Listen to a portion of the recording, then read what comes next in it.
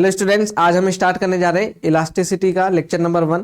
इस चैप्टर को बच्चों आप मैकेनिकल प्रॉपर्टीज ऑफ सॉलिड के नाम से भी जानते हैं। जैसा कि आप जो है एनसीईआरटी की बुक्स में देखते हैं तो इसको उस नाम से भी जाना जाता है। इलास्टिसिटी जो है, क्योंकि मेन जो है कोर इस चैप्टर का जो प्रॉपर्टीज ऑफ मैकेनिकल प्रॉपर्टी जो है उसमें इलास्टिसिटी, इसलिए इसको इलास्टिसिटी के नाम से हमने रखा है। आगे देखेंगे आज के लेक्चर में हम जो है क्या क्या चीज़ें कवर करने वाले हैं, क्या क्या हमारे लर्निंग ऑब्जेक्टिव्स रहेंगे। वो है इलास्टिसिटी, प्लास्टिसिटी, फिर स्ट्रेसेस पढ़ेंगे और टाइप्स ऑफ स्ट्रेसेस, और जो है लास्ट में हम स्ट्रेन को भी जो है यहाँ कवर करने वाले। तो इन सब चीज़ों को देखेंगे बच्चों। हम बात करने वाले सबसे पहले ये डिफॉर्मिंग फोर्स है, लेकिन क्योंकि हम जो है मैकेनिकल प्रॉपर्टीज की बात कर रहे थे तो कुछ जो है मैकेनिकल प्रॉपर्टीज हम यहाँ पर डिस्कस करेंगे। यहाँ पर मतलब हमारे चैप्टर का पार्ट नहीं है वो, लेकिन जो है क्योंकि मैकेनिकल प्रॉपर्टीज चैप्टर का नाम है तो जो है वहाँ पर कुछ ना कुछ छोटी छोटी जो है प्रॉपर्टीज उसके बारे में हमें इन्फॉर्म होना जरूरी है। हालांकि हमारे चैप्टर का बहुत ज़्यादा पार्ट भी नहीं है वो, लेकिन फिर भी जो है हम उसको एक बार थोड़ा सा जो है इंट्रोड्यूस करेंगे। एक बार देखते हैं उसको। जब हम बात करें मैकेनिकल प्रॉपर्टीज ऑफ सॉलिड की, तो मैकेनिकल प्रॉपर्टीज में कौन कौन सी प्रॉपर्टीज हो सकती है और मैकेनिकल प्रॉपर्टीज है क्या चीज़, है ना। जिसमें अगर हम देखें तो मैकेनिकल प्रॉपर्टीज जिसको हम मैकेनिकली देख पा रहे हैं, जैसे कि आप मैकेनिक्स की बात करते हैं, चीज़ें हैं, ऑब्जेक्ट्स है, उस पर फोर्स लग रहा है, इस तरीके की जो प्रॉपर्टी है जो कि एक्सटर्नल फोर्स से रिलेटेड होती है। मैकेनिकल प्रॉपर्टीज से मतलब क्या हुआ, जो कि एक्सटर्नल फोर्स से रिलेटेड है। लेकिन कुछ प्रॉपर्टी ऐसी भी होती है जो कि फोर्स से रिलेटेड नहीं होती। जैसे कि हम बात करें इलेक्ट्रिकल प्रॉपर्टी, वो करंट से रिलेटेड होगी, चार्ज से रिलेटेड होगी, कितना रेजिस्टेंस होगा, इस तरीके की जो है उसमें प्रॉपर्टीज होंगी, कंडक्टिविटी होगी नहीं होगी, ठीक है। तो उस तरीके की चीज़ें जो है उसमें रहेंगी इलेक्ट्रिकल प्रॉपर्टीज में। कुछ प्रॉपर्टीज कैसी भी हो सकती है, केमिकल प्रॉपर्टीज भी हो सकती है। केमिकल प्रॉपर्टीज में क्या क्या हो सकता है, जैसे कि अगर हम बात करें कि जो है वो वाटर से रिएक्ट कर, जो भी मटेरियल है वो वाटर से रिएक्ट कर पाता है नहीं कर पाता है, उसका जो है आयनाइजेशन कैसा है, उसका जो है हाइड्रेशन कैसा है, बहुत जो है केमिकल प्रॉपर्टी का तो बहुत वास्ट जो है फील्ड हो सकता है। उसी तरीके से अगर हम बात करें थर्मल प्रॉपर्टी भी जो है एक अलग तरीके के टेम्परेचर के साथ में प्रॉपर्टीज को देखना होता है। जैसे कि हम बात करें टेम्परेचर जो है जब दिया जाए किसी बॉडी को, तो वो हीट जो है हीट दिया जाए तो उसका टेम्परेचर गेन किस तरीके से होता है।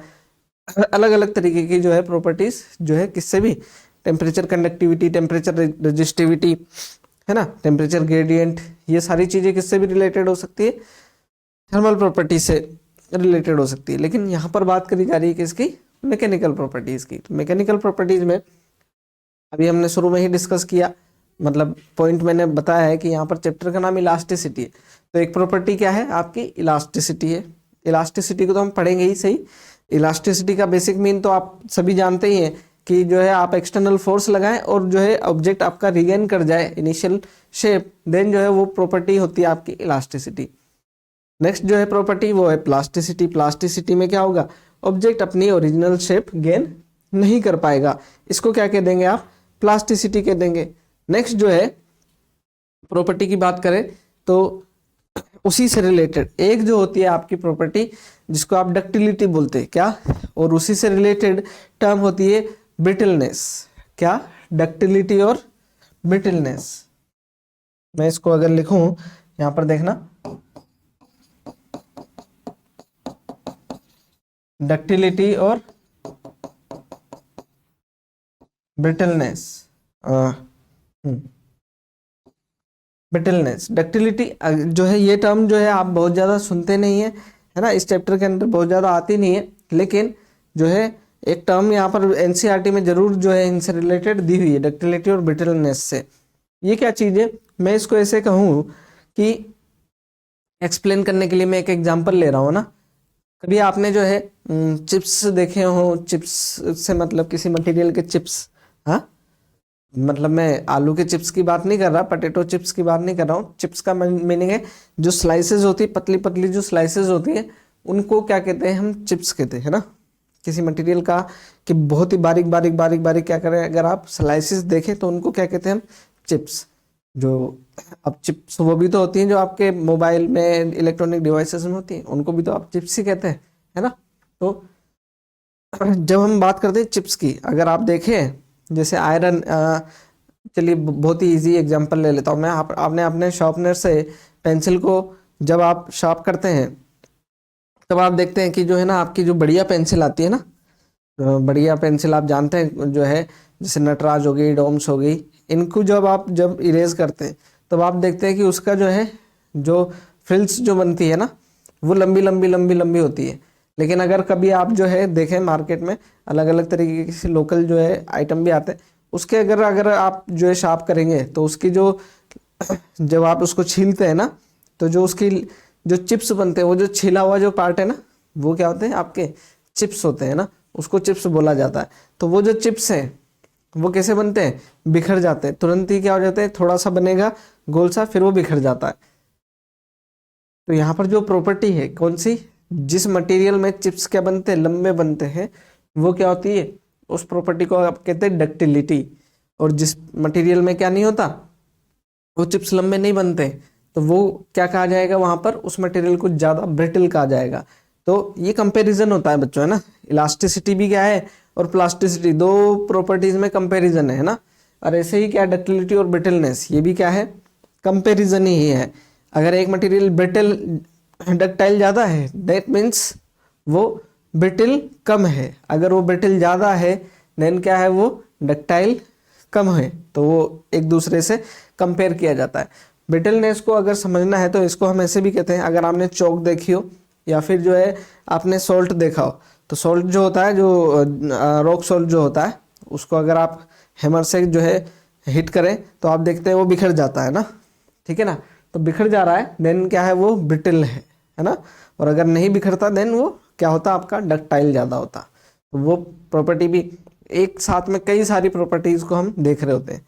ऐसे ही दो प्रॉपर्टी की बात करता हूं मैं, हार्डनेस और टफनेस। क्या, हार्डनेस और टफनेस, नाम दोनों एक जैसे लगते हैं ना, जैसे ये थे, जैसे इलास्टिसिटी प्लास्टिसिटी थे, उसी तरीके से क्या है, हार्डनेस और टफनेस से। तो हार्डनेस और टफनेस देखेंगे अगर आप, तो हार्डनेस क्या है, कैसे डिफाइन होती है हार्डनेस, अगर आप किसी मटेरियल पर स्क्रैच करें, जैसे आयरन है ना, जैसे आप आयरन पर एक दूसरा जो है कोई शार्प जो है, मान लीजिए कि आप कटर जैसा कुछ भी जो है चीज़ से क्या करें, स्क्रैच बनाए, चलाते हैं ना, जैसे किसी भी शार्प चीज़ से क्या करें, उसको स्क्रैच करें।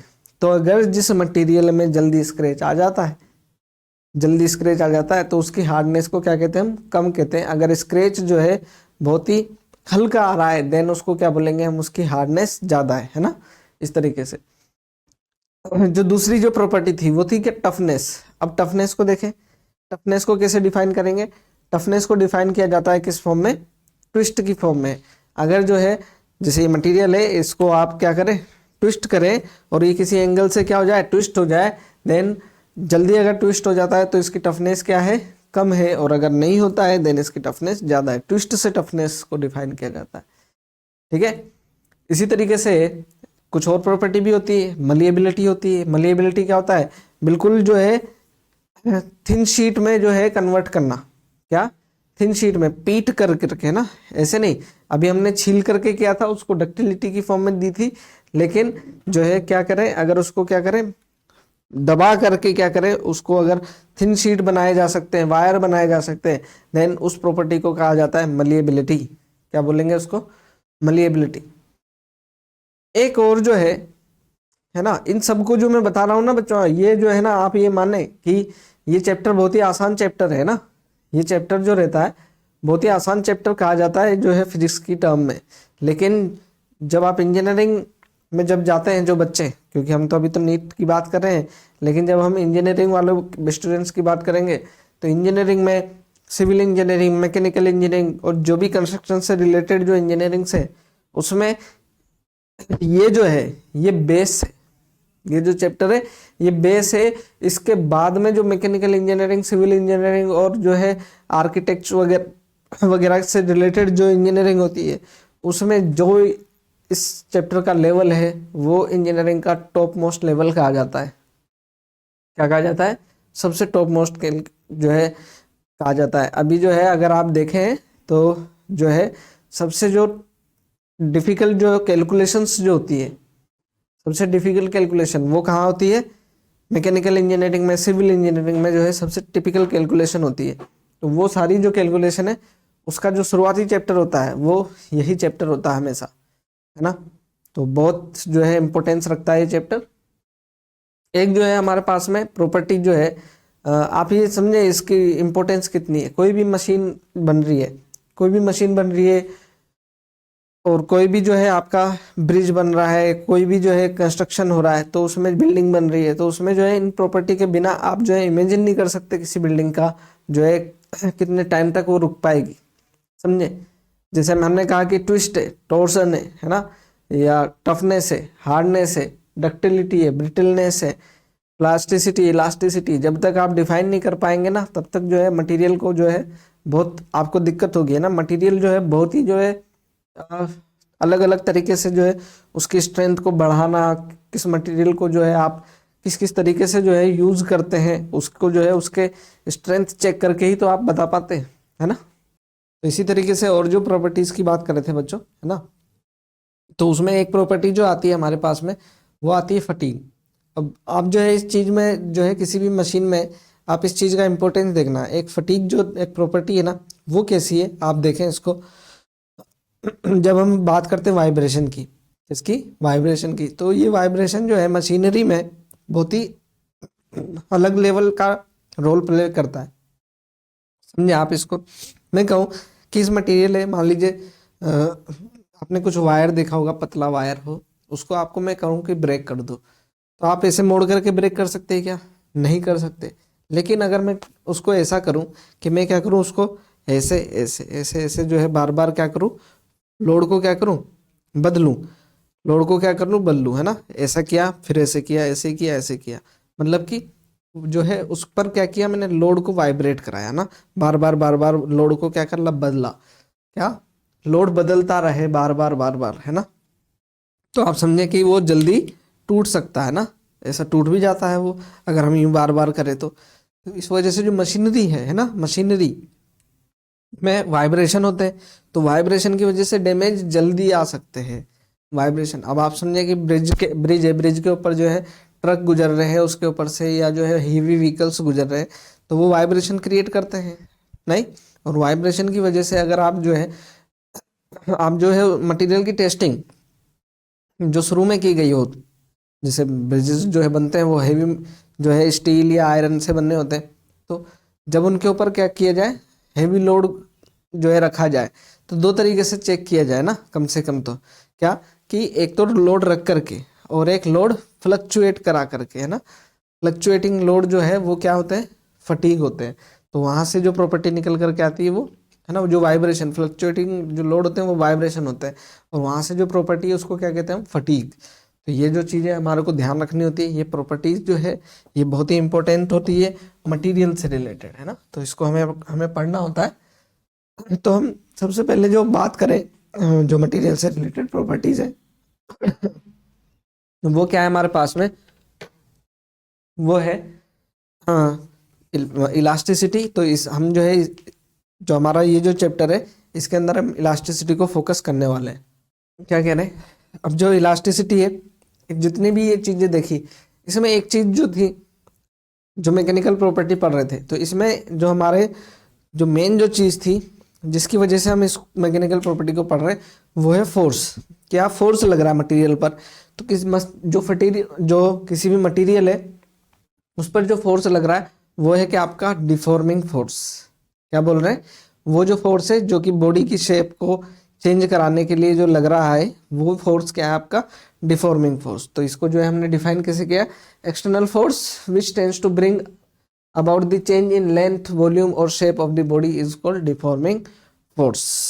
मेरे ख्याल से जो है इसमें मुझे कुछ एक्सप्लेन करने की जरूरत है नहीं। तो डिफॉर्मिंग फोर्स क्या होता है, जो बॉडी के शेप को चेंज करने के लिए लगता है, वो क्या है आपका एक्सटर्नल फोर्स, डिफॉर्मिंग फोर्स। यहाँ पर जो है डिफॉर्मिंग फोर्स तो है, लेकिन अगर मैं इसको देखूं, डिफॉर्म हुआ कोई भी मटेरियल है, उस बॉडी के ऊपर क्या लग रहा है, फोर्स लग रहा है, देन उसको क्या कहते हैं हम, डिफॉर्मिंग फोर्स। यहाँ पर मैं मटेरियल को ना बच्चों एक अलग तरीके से बनाने की कोशिश कर रहा हूँ, है ना।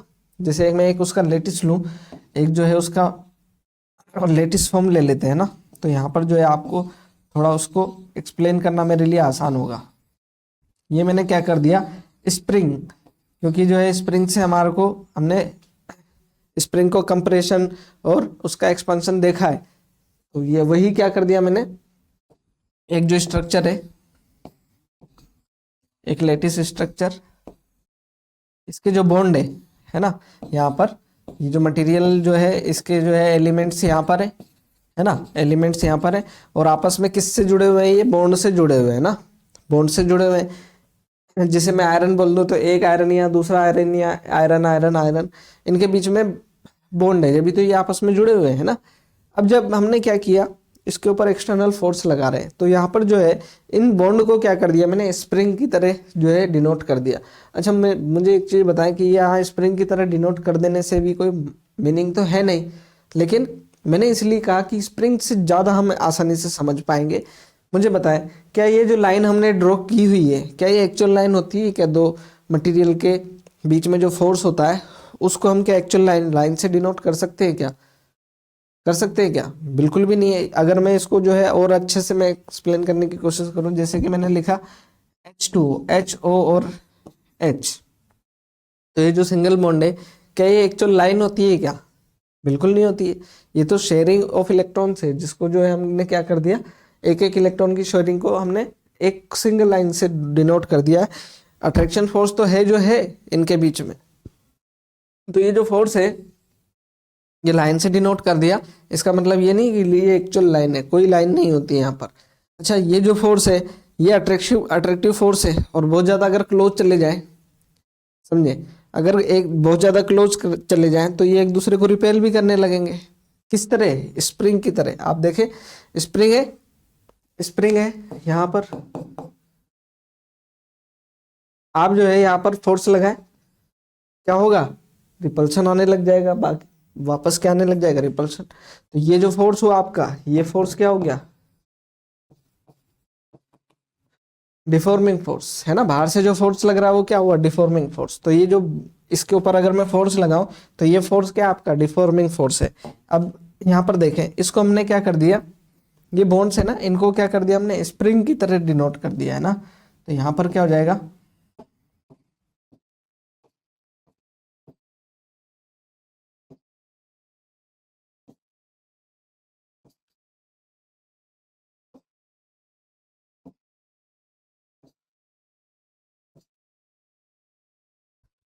दिखा भी, ये एक क्यूब हो गया, स्क्वायर हो गया, एक पीछे इस तरीके से इसको मैंने ऐसा रिप्रेजेंट कर दिया है ना।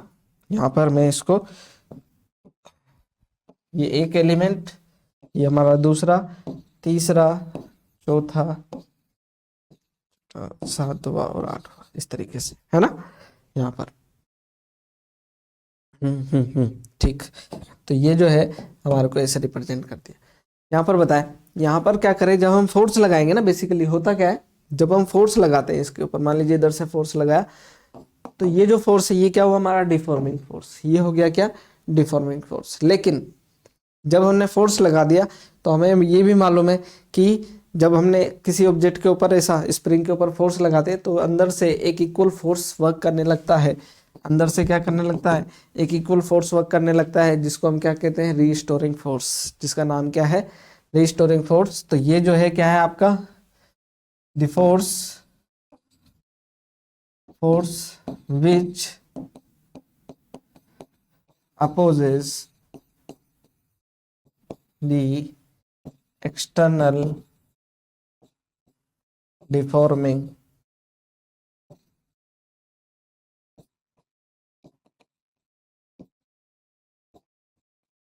फोर्स। क्या कर रहा है, एक्सटर्नल डिफॉर्मिंग फोर्स का जो है अपोज कर रहा है, उस फोर्स को क्या कहते हैं हम, रीस्टोरिंग फोर्स। तो यहाँ पर देखें, ये जो यहाँ पर जो ये फोर्स लगा, इसको क्या कहा हमने,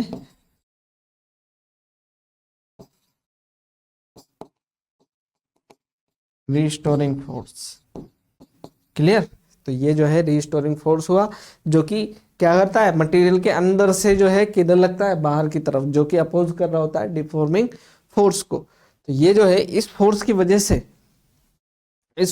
से बॉडी क्या करती है, अपनी बॉडी रिगेन करने की कोशिश करती है। तो यहाँ पर जो है इस तरीके से स्प्रिंग सिस्टम को समझ करके आप ये समझ सकते हैं कि आपने क्या किया कि स्प्रिंग सिस्टम पे फोर्स लगाया, और जब फोर्स लगाया देन अंदर से क्या हुआ, एक आपने बाहर से लगाया डिफॉर्मिंग फोर्स, और अंदर से क्या लगने लगेगा, एक रिस्टोरिंग फोर्स, जो कि बॉडी की शेप को रिगेन करने की कोशिश करता है।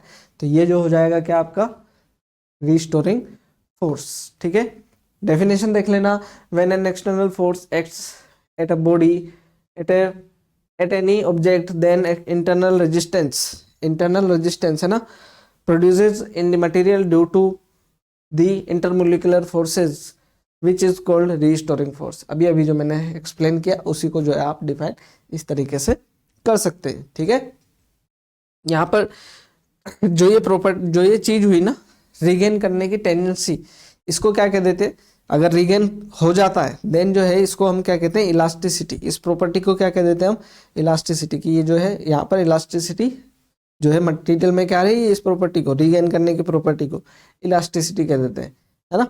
तो क्या कह रहे हैं, elasticity is that property of a material of a body by virtue of which it opposes any change in its shape or size when deforming force are applied on it। ठीक है, when recover its original state as soon as the deforming force are removed। जैसे ही deforming force remove हो और वो क्या कर ले, अपनी बॉडी को रिगेन कर ले, देन जो है इस प्रॉपर्टी को क्या कहते हैं हम, इलास्टिसिटी।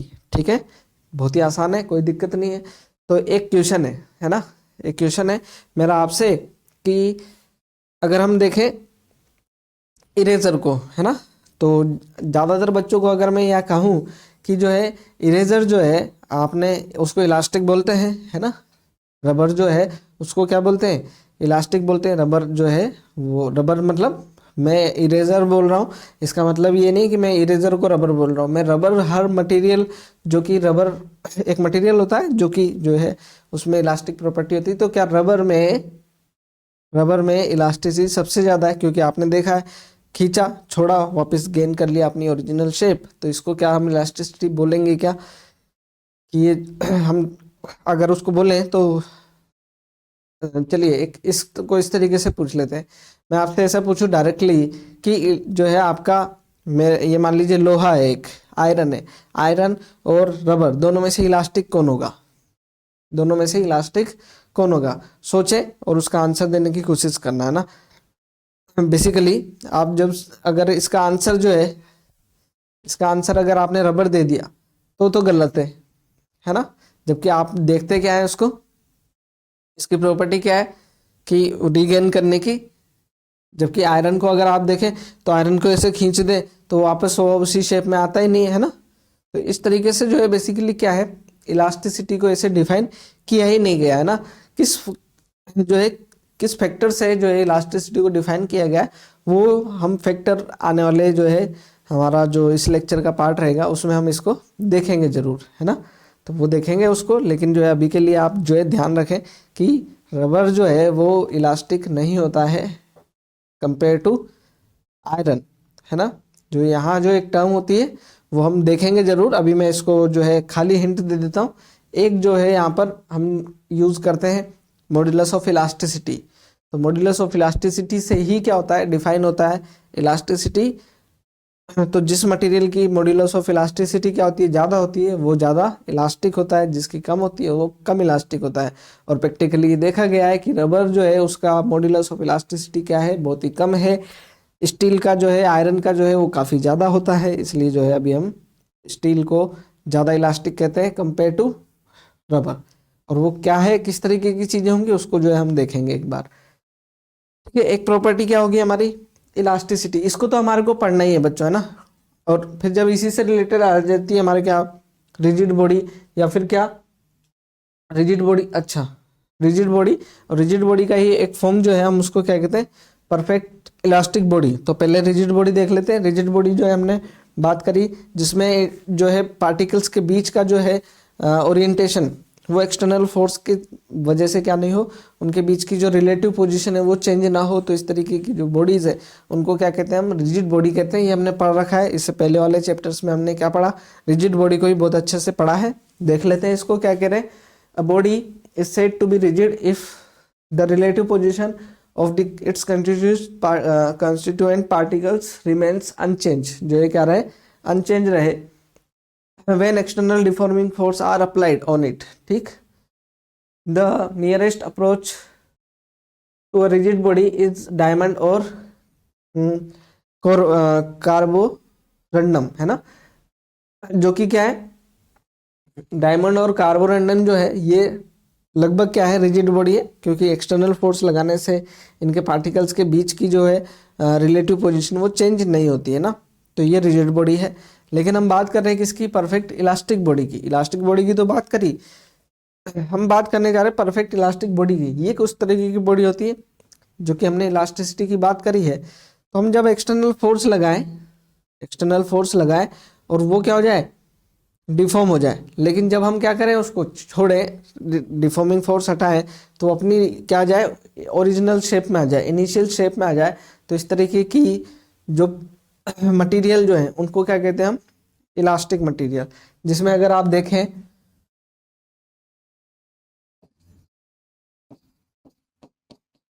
क्वार्ट्ज जो है एक ऐसा मटेरियल है जो नियरली जो है क्या है, एक इलास्टिक, परफेक्ट इलास्टिक बॉडी के जैसा माना गया है। लगभग जो है वो कहाँ क्या होता है, परफेक्ट इलास्टिक बॉडी होता है। यहाँ पर दिया हुआ भी है, क्वार्ट्ज जो है क्या है, एक quite close to a perfect elastic body, है ना। कई बच्चे जो है क्वार्ट्ज के बारे में उतना मान लीजिए कि नहीं भी जानते, तो मैं आपको बता दूं, अगर आपने सैंड देखी हो तो सैंड का जो केमिकल फॉर्मूला होता है वो SiO2 लिखते हैं ना, SiO2 लिखते हैं। तो जो है इसी सैंड का जो फॉर्मूला जो है, जहाँ पर हम इस तरीके के मटेरियल को देखते हैं, जैसे कि कभी आपने देखा जो है नदी वगैरह से जब पत्थर निकलते हैं, जो पत्थर होते हैं गोल गोल से पत्थर जो होते हैं, वो जो पत्थर होते हैं, उस तरीके के पत्थर को जो है क्वार्ट्ज कहा जाता है। वो जो पत्थर है उसमें आपको क्या, वही जो है मैंने क्या कहा, जो सैंड है उसका फॉर्मूला तो ये लिखते हैं। लेकिन हम इसके दूसरे टाइप की बात करें, वो जो स्टोन है एक तरीके का, वो जो है क्या आपका क्वार्ट्ज, उसको आप जो है क्वार्ट्ज मटेरियल बोला जाता है ना।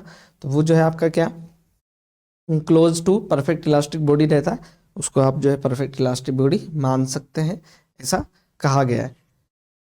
एक जो है ये आपने कभी कभी, मेरा एक फिर से एक इस तरीके का क्वेश्चन, जिसमें कि आप क्वार्ट्ज को अपने जनरली कहाँ पर सुना होगा, आप इमेजिन करना, और उसको जो है अपने फ्रेंड्स के साथ में शेयर भी करना, है ना। कि जो है एक तो क्या चीज़ कि इलास्टिक जो है, रबर ज़्यादा इलास्टिक है या फिर स्टील, और दूसरी चीज़ क्या कि क्वार्ट्ज जो है आपने कहाँ सुना है। अगर आपने क्वार्ट्ज को देखा हो तो मैक्सिमम स्टूडेंट्स ने क्वार्ट्ज को देखा होगा वॉचेस में, जो दीवार पे टंगी हुई वॉचेस होती है एनालॉग वाली, जिसमें आप जो है पॉइंटर से, है ना, सुई नीडल वाली, उसके अंदर क्वार्ट्ज लिखा हुआ होता है ना, भी जो है। अब वो क्वार्ट्ज जो है कंपनी का नाम नहीं है, अगर आप जो है किसी कंपनी का नाम भी देखेंगे उसमें भी क्या होता है, बीच में क्वार्ट्ज लिखा होता है ना। तो आप कभी पूछिएगा, और मुझसे कमेंट सेक्शन में जो है, मुझे अगर आपको इस क्वेश्चन का आंसर मिले वहाँ क्वार्ट्ज क्यों लिखा होता है, तो जो है मुझे कमेंट सेक्शन में ज़रूर बताना आप कि वहाँ क्वार्ट्ज क्यों लिखा होता है। जबकि क्वार्ट्ज क्या है आपका, वो स्टोन है, तो उस स्टोन का उस घड़ी में क्या यूज हुआ, आप जो है इस क्वेश्चन का जरूर आंसर कीजिएगा, है ना। क्वार्ट्ज क्या है, जब वहाँ यूज हो रहा है, वहाँ क्यों लिखा हुआ है। बेसिकली अगर आप टाइटन देखें, सोनाटा देखें, कोई भी जो है वॉचेस देखें, जो है उस पर क्या होता है, क्वार्ट्ज लिखा हुआ रहता है। इन जनरल कोई नहीं लिखते हैं, वो उसका जो है हम कुछ भी नहीं कह सकते, लेकिन जो है क्वार्ट्ज लिखा होता है ना। तो जो है उसको क्या कहते हैं आप, यहाँ पर परफेक्ट इलास्टिक बॉडी कहते हैं। रीजन बताइएगा मेरे को कमेंट में, जरूर बताइएगा, है ना। नेक्स्ट जो है हम बात करें किसकी, प्लास्टिक बॉडीज की, है ना। प्लास्टिक बॉडीज किससे रिलेटेड प्रॉपर्टी है, ये प्लास्टिसिटी से, किससे, प्लास्टिसिटी। ये जो है क्या हुआ, इन्वर्स हुआ किसका, इलास्टिसिटी का एक तरीके से, है ना। तो जो है प्लास्टिसिटी क्या होती है, अगर हम देखें किसी बॉडी के ऊपर आप जो है एक्सटर्नल फोर्स लगाएं और वो जो है ओरिजिनल शेप गेन नहीं कर पाती है, दैट मीन्स वो क्या हुई, आपने क्या किया, फोर्स लगाया, फोर्स लगाने से डिफॉर्म होगी।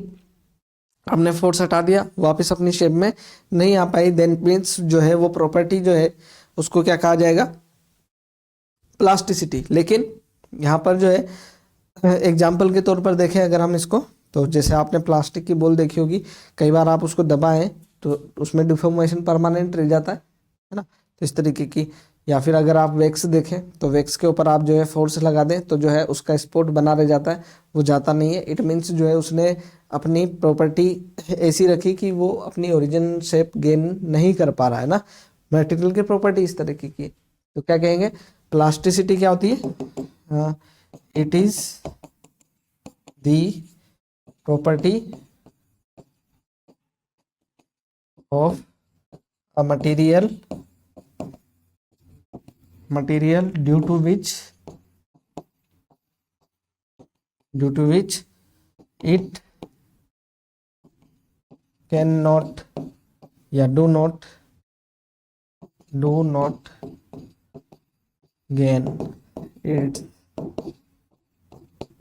original shape after the removal of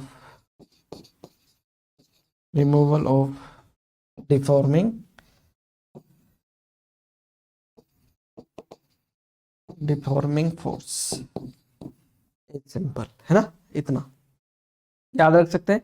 तो यहाँ पर जो है इस तरीके की प्रॉपर्टी रखने वाली जो बॉडीज है उनको क्या कहते हैं हम, प्लास्टिक बॉडीज। प्लास्टिक बॉडीज क्या देखें, a body which do not have a property of opposing deforming force is known as plastic body. ठीक है, क्या कह रहे हैं, all the bodies which remains in the deformed state even after the removal of deforming force are known as plastic bodies। ठीक है, और जिसमें एग्जांपल जो है क्ले, वैक्स और पुट्टी जो है, पुट्टी जो है आप पीओपी ना समझें इसको, है ना, ये मेरे ख्याल से क्ले तो समझते हैं, क्ले में कोई दिक्कत नहीं है, वैक्स भी समझते हैं, लेकिन ये पुट्टी जो होती है ना, इसको जो है आपको समझना होगा। ये पुट्टी वो नहीं है जो पीओपी वाली जो पुट्टी होती है, वो नहीं है, है ना। कभी आप जो है इसको देखना कि अगर आपके फ्रेम्स बनाए जाते हो जहाँ पर आजकल तो गन यूज करने लग गए, वहाँ पर ग्लू गन यूज करने लगे, नहीं तो पहले जो है वहाँ पर जैसे कांच को फ्रेम में सेट करना होता था ना, तो उसके कॉर्नर्स पर एक मटेरियल आता था, वो जो है क्ले जैसा मटेरियल होता है, तो वो जो है वहाँ पर सेट किया जाता था कॉर्नर्स पे, उसको क्या करते थे, ऐसे लगाते थे। तो वो जो है वो क्या होता है, कभी आपने देखना किसी कहीं पर, उस मटेरियल को क्या कहते हैं, हम पुट्टी कहते हैं, है ना, ये पुट्टी होता है। ठीक है, तो इस तरीके के मटेरियल जो है उसको देखना है। साथ ही जो है हम आगे भी बढ़ जाएं, है ना, क्योंकि ये थियोरेटिकल पार्ट जो है वो तो चलता ही रहेगा। स्ट्रेस, यहाँ पर जो है स्ट्रेस जो है एक्सटर्नल फोर्स की बात कर रहे हैं, डिफॉर्मिंग फोर्स की बात कर रहे हैं, है ना। तो यहाँ पर जो है उसी से रिलेटेड जो हम चीज़ें, क्योंकि हम फोर्स को पहले देख रहे हैं, हम अप्लाई तो क्या कर रहे हैं, फोर्स देख रहे हैं, और रीस्टोरिंग फोर्स जो है उन चीज़ों को देख रहे हैं। तो जो है फोर्स से रिलेटेड क्या क्या जो चीज़ें हैं उसको देख रहे हैं। तो पहली जो चीज़ है वो क्या है हमारी, स्ट्रेस। स्ट्रेस क्या है, जो हमने फोर्स लगाया, क्या लगाया, फोर्स पर यूनिट एरिया के ऊपर, फोर्स पर यूनिट एरिया, जो भी हमारा रीस्टोरिंग फोर्स आपने फोर्स लगाया, उसके अगेंस्ट जो रीस्टोरिंग फोर्स जनरेट हुआ। स्ट्रेस क्या मतलब, जब आपने फोर्स लगाया देन स्ट्रेस कौन फील कर रहा है, बॉडी फील कर रही है, तो वो क्या लगा रहा है, उस फोर्स के अगेंस्ट जो है एक्सटर्नल फोर्स लगा रहा है, जिसको हम रीस्टोरिंग फोर्स कह रहे हैं। तो the restoring force acting per unit area of a deformed body is called stress. ठीक है ना, तो ये क्या हुआ आपके, स्ट्रेस क्या हुआ, स्ट्रेस क्या हुआ, रीस्टोरिंग फोर्स, अगर मैं इसको F बोल दूं पर यूनिट एरिया ए, तो ये स्ट्रेस है। ध्यान रखें इसका, ऐसा यूनिट जो है आपका, ऐसा यूनिट क्या होगा, न्यूटन पर metre square.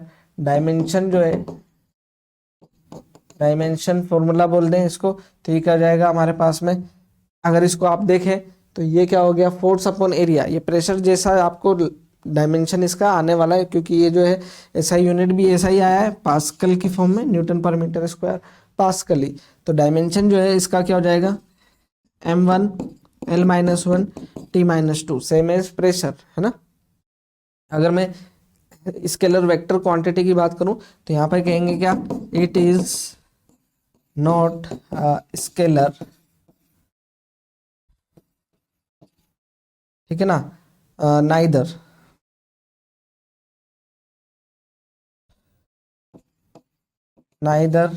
a scalar and not a vector. It is a second order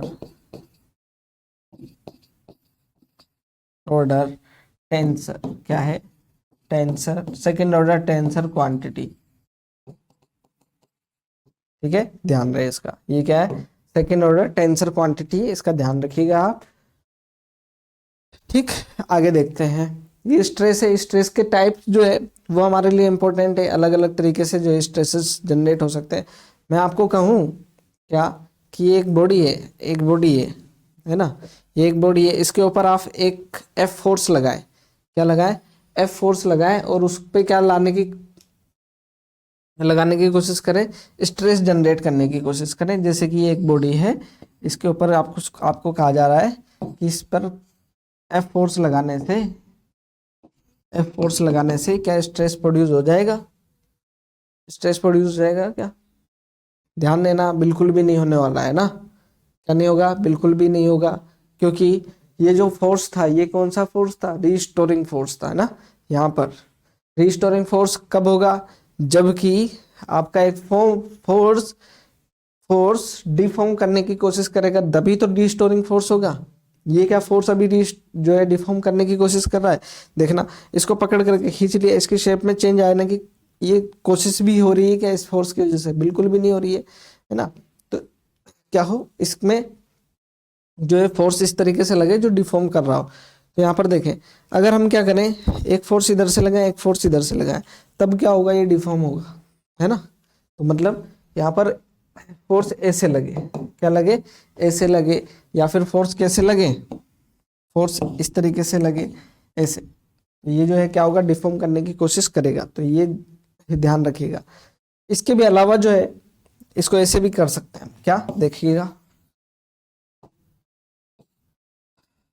ये एक हमारी क्या है, प्लेट है, इसके साथ में हमने वेल्ड कर दिया एक मटेरियल को ऐसा, और अब फोर्स लगा रहे हैं। अब मुझे बताएं कितना फोर्स लगा। अच्छा, इस केस में भी बता दे चले कितना फोर्स लगा है बॉडी पर, इस केस में कितना फोर्स लगा, नेट फोर्स बताएं, नेट फोर्स कितना है, नेट फोर्स क्या, नेट फोर्स तो 0 है, लेकिन फोर्स जो है वो क्या है आपका, एफ है या 2F है, इधर से भी एफ, इधर से भी एफ, है ना। तो नेट फोर्स तो 0 है, लेकिन मुझे बताएं क्या ये जो फोर्स है ना, एक्सटर्नल फोर्स कितना था आपका, एफ ही था, एक्सटर्नल फोर्स क्या था, एफ था। ये जो दूसरा फोर्स है, ये बच्चों क्या है आपका, एक तरीके से रिएक्शन फोर्स हुआ, ठीक है ना। आपने इसको पकड़, जैसे मान लीजिए ना, ये यहाँ पर दिखाई देगा आपको, एफ फोर्स लगाया, ये एफ फोर्स लगाया, अब ये एफ फोर्स के अगेंस्ट इधर क्या होगा, अपने आप ही क्या हो जाएगा, एक दूसरा रिएक्शन फोर्स जनरेट होने लग जाएगा, दूसरा क्या होने लगेगा, रिएक्शन फोर्स। तो ये जो है फोर्स क्या है आपका, एफ फोर्स ही है अभी भी, है ना, ये ध्यान रहे, ये और ये क्या है, सेम चीज है, दोनों सेम चीज है ना, ध्यान रखिए। तो ये जो टाइप्स की बात कर रहे हैं, तो फोर्स को अगर हम देखें, फोर्स को देखें कि फोर्स किस किस तरीके से वर्क कर रहा है हमारा, तो जो है हमारा जो एक्सटर्नल फोर्स जो था वो किस तरीके से वर्क कर रहा है, उसके बेसिस पर आपके जो स्ट्रेसेस जो रहते हैं वो अलग अलग तरीके से हैं। जैसे कि पहला जो टाइप है आपका वो है लॉन्गिट्यूडनल स्ट्रेस। सेकेंड होता है हमारा क्या, वॉल्यूम बोल दें या शेयर स्ट्रेस बोल दें, अभी हम पहले वॉल्यूम पढ़ेंगे, लेकिन जो है हम शेयर स्ट्रेस भी जो है हमारे को पढ़ना है इसमें। थर्ड जो टाइप है वो टाइप है हमारा क्या, वॉल्यूमेट्रिक बोल देते हैं, या hydraulic.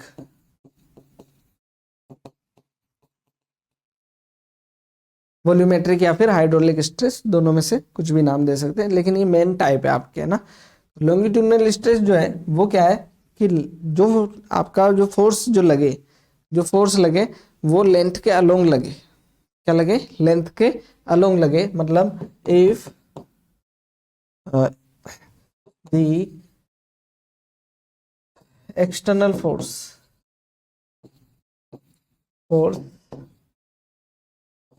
is along the length। क्या है, जब लेंथ फोर्स क्या है, लेंथ के अलोंग है, लेंथ के अलोंग है, तब जो है इस तरीके के स्ट्रेस को क्या बोला जाता है, लॉन्गिट्यूडनल स्ट्रेस। तो पहले जो है इसी को पढ़ रहे हैं अभी हम, यहाँ पर देख लेते हैं किस तरीके से, दो तरीके से जो है वो लेंथ के अलोंग फोर्स लग सकता है। पहला, अगर जो है टेंसाइल स्ट्रेस का टाइप बन जाता है वो कैसा है, देखें। अगर मैं यहाँ कहूं कि ये मेरा फोर्स जो है इसकी लेंथ को इंक्रीज करने की कोशिश कर रहा है, क्या कर रहा है, इंक्रीज करने की कोशिश कर रहा है, देन जो है क्या बोलेंगे इसको, टेंसाइल स्ट्रेस। तब क्या बोलेंगे इसको, टेंसाइल स्ट्रेस। क्या, when force tends to increase the length. क्या करने की कोशिश कर रहा हो, लेंथ को इंक्रीज करने की कोशिश कर रहा हो, और क्या होना चाहिए साथ ही, जो है लेंथ के अलोंग भी हो। यहां पर देखें, ये फोर्स जो है लेंथ के अलोंग है क्या, बिल्कुल लेंथ के अलोंग फोर्स लग रहा है, साथ ही जो है ये क्या, जो है लेंथ को इंक्रीज करने की भी कोशिश कर रहा है, ठीक है। नेक्स्ट है क्या, compressive compressive stress. Compressive stress क्या है, जिसके अंदर हमारा फोर्स इस तरीके से एक्ट होगा, लेंथ के अलोंग होगा। क्या कर रहे हैं, अभी हम लॉन्गिट्यूडनल का टाइप देख रहे हैं, तो जो है लेंथ के अलोंग ही होगा, लेकिन जो होगा उसकी टेंडेंसी वो कंप्रेस करने की होगी। क्या,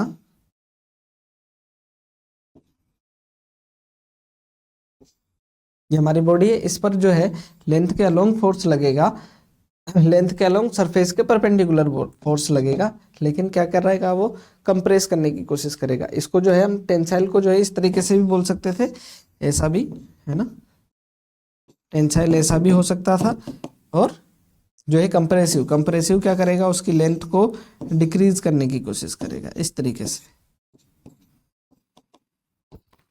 इस तरीके से ये, तो ये लेंथ को डिक्रीज करने की कोशिश कर रहा है।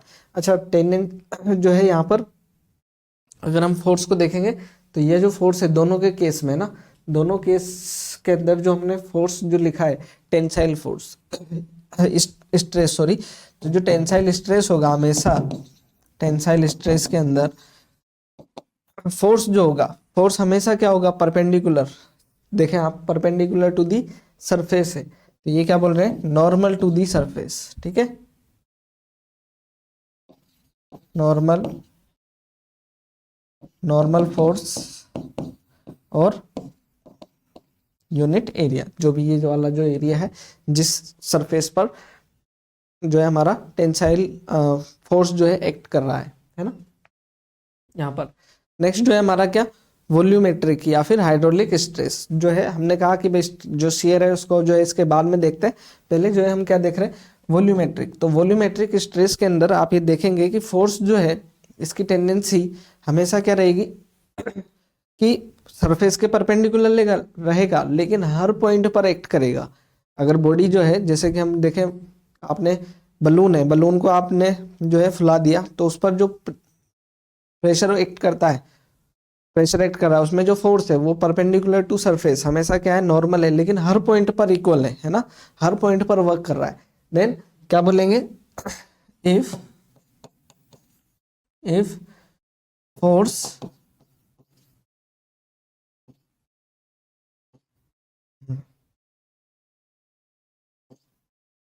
Force is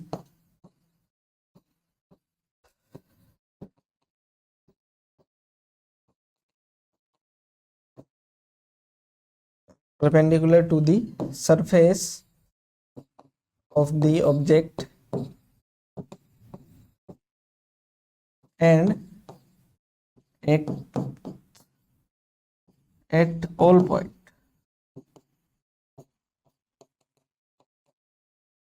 of the material of the outer surface, इसको मैं आउटर सरफेस लिख देता हूँ, surface, then stress is called, stress is called what, volume, volume बोल देते हैं या फिर वॉल्यूमेट्रिक बोल देते हैं, एक ही बात है, ठीक है ना, वॉल्यूमेट्रिक,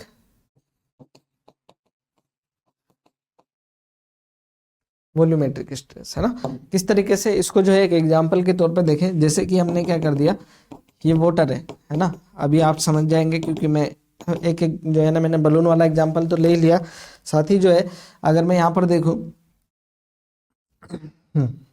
एक जो है बॉल है, जिसको बलून है, उसको क्या कर दिया आपने, वाटर के अंदर रखा है ना, वाटर के अंदर रखा, देन जो है आप यहाँ देखेंगे कि ये जो है इसका शेप जो है थोड़ा सा श्रिंक होने लगेगा, क्यों, क्योंकि इस पर हर जगह से क्या होगा, इक्वल फोर्स एक्ट करने लग जाएगा, वो हमेशा क्या होंगे, परपेंडिकुलर सरफेस, और इसकी जो है शेप जो है वो क्या हो जाएगी, बदल जाएगी, तो यहाँ पर वॉल्यूम जो है वो थोड़ा सा चेंज हो जाएगा। तो इस तरीके का जो फोर्स है, स्ट्रेस जो है वो क्या होगा आपका, वॉल्यूमेट्रिक स्ट्रेस होगा। फॉर्मूला हमेशा जो है सेम ही रहने वाला है ना, फॉर्मूला हमेशा फोर्स अपॉन एरिया ही रहेगा। तो यहाँ पर जो है ये फोर्स है,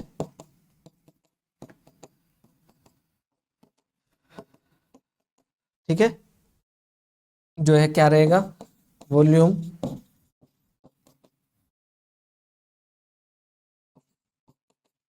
स्ट्रेस, वो क्या रहेगा आपका, फोर्स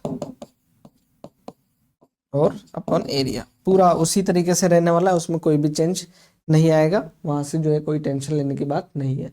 दूसरा देखिएगा क्या, शेयर स्ट्रेस है ना, शेयर स्ट्रेस, नेक्स्ट जो था हमारा शेयर स्ट्रेस, शेयर स्ट्रेस कब प्रोड्यूस होगा, इसको देखना है, जब आपका बॉडी में कुछ डिफॉर्मेशन एक जो है इस तरीके से लगे, फोर्स इस तरीके से लगे कि वो डिफॉर्म करे उसकी एक सरफेस को, किसी एक पर्टिकुलर सरफेस को डिफॉर्म करने की कोशिश करे, जैसे कि यहाँ पर हम बात करें,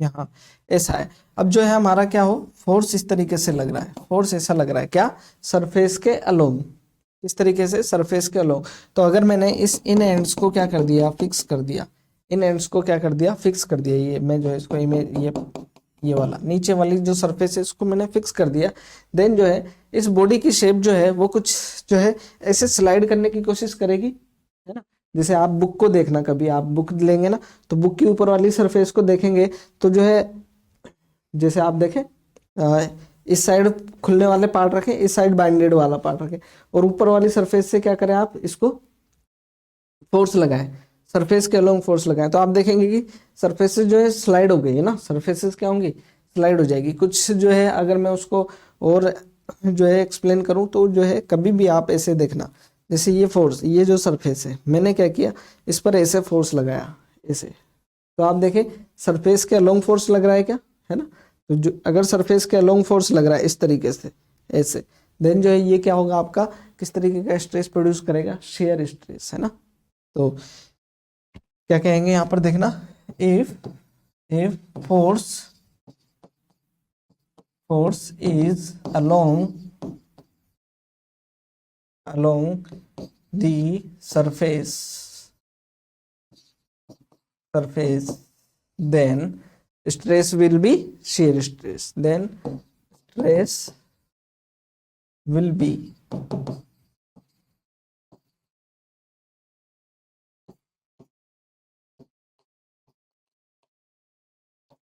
shear stress, ठीक है, यहाँ पर लगने वाला वही है ना, ये एरिया यही रहेगा, है ना, ठीक। इसके अंदर कंफ्यूजन जो है, कंफ्यूजन हो सकता है, उसको क्लियर करने के लिए मैं आपको जो है एक एग्जांपल जो है यहाँ पर देता हूँ कि भाई आप जो है इसमें से पहचाने कि कौन सा जो है शेयर होगा, कौन सा आपको टेंजेंशियल फोर्स देगा। यहाँ पर देखिएगा, ये मैंने फिर से क्या ले लिया है, क्यूब ले लिया,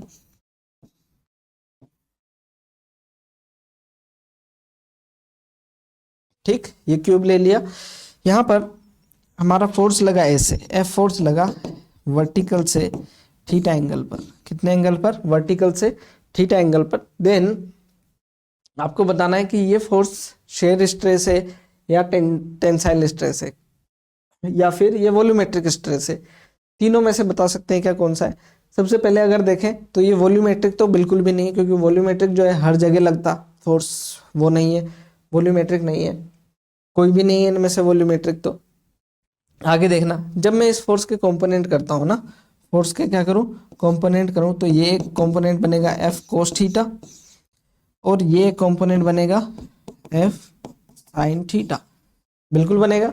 तो यहाँ पर जो है टेंसाइल, ये एरिया इसका मैंने ए बोला है ना, टेंसाइल स्ट्रेस वो क्या होगा, टेंसाइल स्ट्रेस देखना, टेंसाइल स्ट्रेस में फोर्स क्या होता है, सरफेस के परपेंडिकुलर। तो सरफेस के परपेंडिकुलर ये है या ये है, ये वाला कंपोनेंट सरफेस के परपेंडिकुलर है। देन क्या हो जाएगा, F cos theta upon area, तो ए ही है। अगर हम बात करें शेयर स्ट्रेस की, तो यहाँ शेयर स्ट्रेस क्या होगा, शेयर स्ट्रेस उसको देख लेते हैं। ये होगा हमारा क्या, सरफेस के अलोंग फोर्स है ना, कौन सा फोर्स, सरफेस के अलोंग फोर्स, वो क्या है आपका एफ साइन थीटा अपॉन ए, ये आपका क्या होगा, शेयर स्ट्रेस होगा। ठीक है, आगे देखें नेक्स्ट, ब्रेकिंग स्ट्रेस। अब ब्रेकिंग स्ट्रेस क्या है कि आपकी जो है स्ट्रेस की वजह से जो है बॉडी में क्या आ जाए, ब्रेकिंग आ जाए, है ना। तो उस तरीके के स्ट्रेस को, अब ये किसी भी तरीके से आ सकती है ना, उसको जो है हम जो है डिफाइन नहीं कर रहे, बस जो है एक टाइप है, अलग से हमने एक डिफाइन कर दिया। क्या करें, it is the stress due to which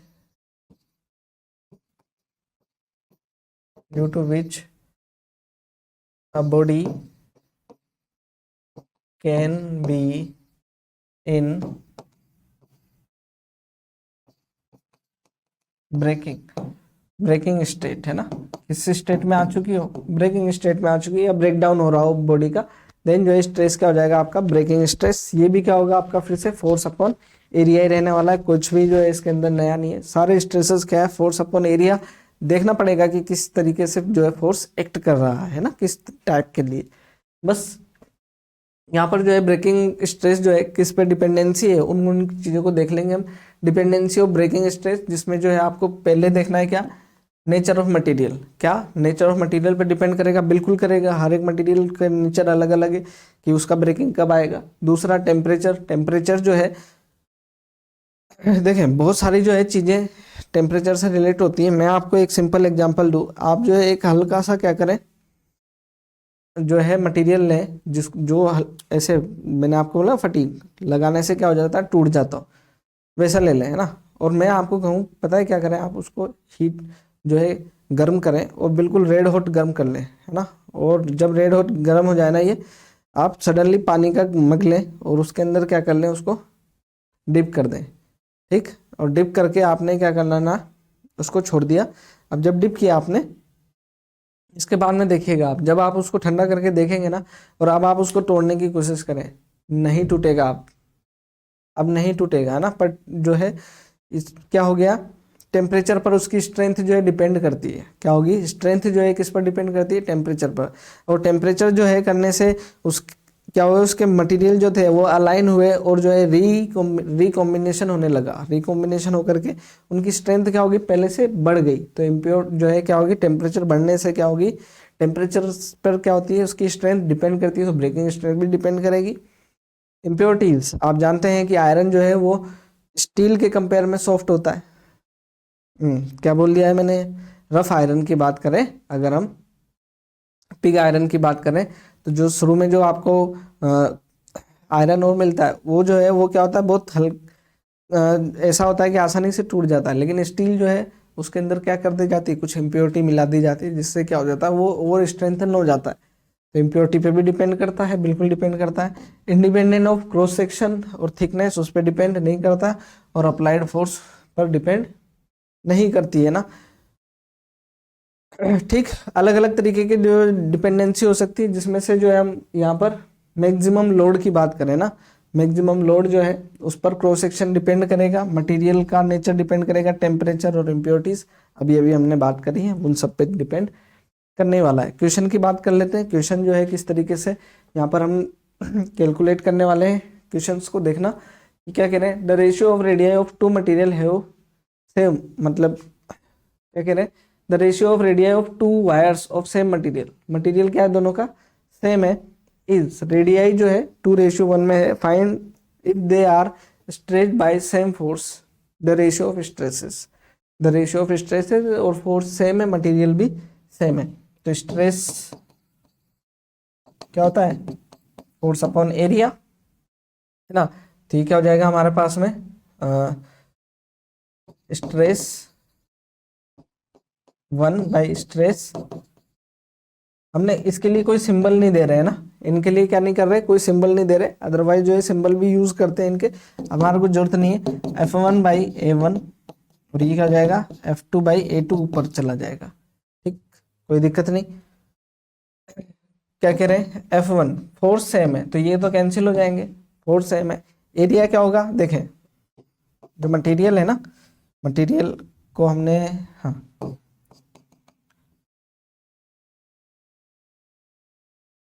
material इसके ऊपर फोर्स लग रहा है, एरिया देखें तो सर्कुलर एरिया, क्योंकि रेडिया ही बोल रहा है तो ये एरिया क्या हो जाएगा πr², ये क्या हो जाएगा πr2² बाई πr1², ऐसा यहाँ पर R2/R1 ये क्या दे रखा है R1/R2 2:1, ठीक, तो R2/R1 क्या हो जाएगा 1:2, ये हो जाएगा 1:2 का होल स्क्वायर, मतलब 1:4, 1:4 इज दी आंसर, ठीक। नेक्स्ट क्वेश्चन देख रहे हैं बच्चों, क्या कह रहा है, body of mass 10 kg is attached to 30 centimetre long wire whose breaking stress जो है हमारे को 4.8 × 10⁻6 न्यूटन पर मीटर स्क्वायर दे रखा है। एरिया ऑफ क्रॉस सेक्शन जो है वो इतना दे रखा है हमारे को। What is the angular maximum angular velocity with which it can rotate in horizontal circle, तो ये जब रोटेट कर रहा होगा हॉरिजॉन्टल सर्किल में, ये रोड ठीक है ना, ऐसे सर्कुलर में, तो ये क्या होगा, इसको फोर्स लग रहा होगा, इसके ऊपर फोर्स लग रहा होगा वो बाहर की तरफ m⍵²r सेंटीपिटल फोर्स होगा। ये जो है हमारा पास में ब्रेकिंग स्ट्रेस जो होता है, ब्रेकिंग स्ट्रेस जो होता है हमारे, वो होता है क्या, फोर्स पर यूनिट एरिया होता है, और ये दे रखा है हमारे को कितना 4.8 × 10⁻6, फोर्स हमारे पास में m⍵²l हो जाएगा r की जगह, क्योंकि लेंथ दे रखी है, और अपॉन में a, एरिया हमारे को दे ही रखा है इन्होंने, तो यहाँ से जो है हम कैलकुलेट कर लेंगे ओमेगा, क्योंकि ओमेगा पूछ रहा है ये, तो ये हो जाएगा 4.8 × 10⁻6 इक्वल टू m 10 kg है, ओमेगा² ये पूछ रहे हैं, L जो है 30 सेंटीमीटर है, तो ये हो जाएगा 30/100, और एरिया हमारे को कुछ दे रखा है 10⁻⁵, ठीक। कुछ जो है कैलकुलेट करने लायक है तो कैलकुलेट कर लिया जाए, क्या है देखें, पहले तो इसको हम कैंसिल कर लेते, ये जो है 3 और ये हो जाएगा ओके 10 टाइम्स, तो ये देखें यहाँ पर क्या हो जाएगा, इससे कैंसिल कर दें इसको तो हो जाएगा 1.6, ये हो गया 1.6 हो गया, और जो है यहाँ पर पावर्स बच गई बस 1.6, यहाँ पर क्या बची देखना 10⁻6, इधर से आया 10⁻⁻4, तो यहाँ क्या बच जाएगा 10⁻2, 10⁻2, यहाँ पर क्या बचा हमारे पास में ओनली 10 बचा, तो ये क्या बच जाएगा 10 × ω², तो ये कैंसिल हो गया, एक 10 भी, तो ये हो जाएगा हमारे पास में 16, ω² इक्वल टू 16, देन ओमेगा आ गया हमारे पास में 4 रेडियन/सेकेंड इज द आंसर, ठीक है, बहुत ही आसानी से सोल्व हो जाएगा ये तो। नेक्स्ट जो है एक और क्वेश्चन है हमारे पास में, क्या कह रहे हैं, breaking stress of aluminium is, breaking stress दे रखा है, find the maximum length of aluminium wire that can hang vertically without getting no broken under its own weight, जो है खुद के वेट की वजह से गिरे, जो है ब्रेक ना हो। Density of aluminium is, density of aluminium जो है कितना बोल रहे हैं 2.7 इंटू 10⁻³ ग्राम पर सेंटीमीटर। इसको हम ठीक है, इसको केजी पर मीटर क्यूब लिख ले है ना, केजी पर मीटर क्यूब है ये हमारे पास में। देखें इसको सोल्व कर लेते हैं, क्या कह रहे हैं, क्या कह रहे हैं देखना। ब्रेकिंग स्ट्रेस दे रखी है, तो ब्रेकिंग स्ट्रेस जो है, ब्रेकिंग स्ट्रेस वो कितने दे रखी है 7.5 इंटू 10⁻⁵, और ये होती क्या है हमारे पास में force upon area, force upon area होता है। अब ये जो है खुद का वेट की वजह से क्या कर रहे हैं, ये जो है ब्रेकिंग आ रहा है इसमें, खुद के वेट की वजह से, मतलब mg की वजह से क्या आ रहा है, ब्रेकिंग आ रही है। तो यहाँ पर m जो है यहाँ पर इन्होंने दिया नहीं है, तो मास इज इक्वल टू क्या जाएगा, वॉल्यूम इनटू डेंसिटी। वॉल्यूम कितना हो जाएगा यहाँ पर, डेंसिटी दिया हुआ है, वॉल्यूम लेंथ पूछ रहा है, तो वॉल्यूम हो जाएगा हमारा area into length, mass is equal to volume into density, volume हो गया area into length into density into G, ये हो जाएगा A L row ji by ए, तो ए से ए कैंसिल हो गया, ये हो गया 7.5 इंटू 10⁻⁵। तो ये थोड़ा सा और सोल्व कर लेते हैं इसको। एल ये पूछ रहे हैं find the maximum length, L ये पूछ रहे हैं, रो दे रखा है 2.7 इंटू 10⁻³ जी हमारा 9.8 है ना, 9.8 है, मैं 10 ही ले लेता हूँ। यहाँ पर लेंथ कैलकुलेट करना रहेगा, कोई कुछ भी नहीं बचा यहाँ पर है ना। तो ये जो है लगभग 3 टाइम्स ही कैंसिल हो जाएगा हमारा है ना, 3 टाइम्स कैंसिल हो जाएगा। कितना बच गया यहाँ पर देखें 10⁻⁴, और उधर चले जाएगा तो यहाँ बच गया 10⁻⁴ तो ये L is equal to 30 metre जो है हमारा आंसर आ जाएगा। ठीक, तो आज के लेक्चर को बच्चों हम इतना ही रखते हैं। नेक्स्ट जो है हम अगले लेक्चर में बात करेंगे इलास्टिसिटी से रिलेटेड चीज़ों की। तो मिलते हैं आपसे नेक्स्ट लेक्चर में, तब तक के लिए थैंक यू।